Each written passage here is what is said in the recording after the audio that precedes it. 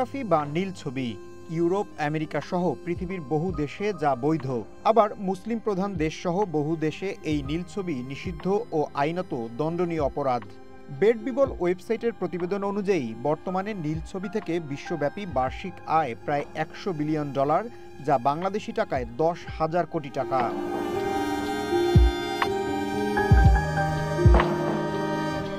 শুধু 2016 সালে একটি ওয়েবসাইটে 460 কোটি ঘন্টা নীল ছবি দেখা হয়েছিল।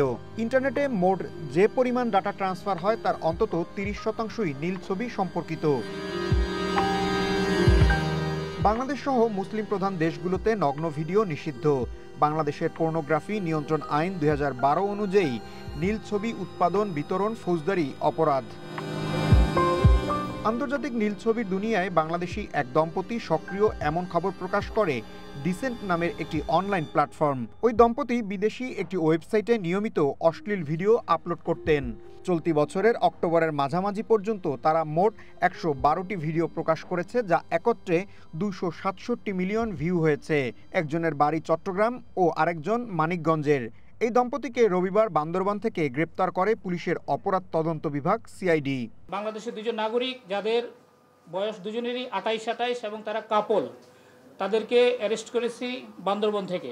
আমাদের সিআইডির এলআইসি এবং সাইবার পুলিশ সেন্টারে যৌথভাবে এই অভিযানটা পরিচালনা করে।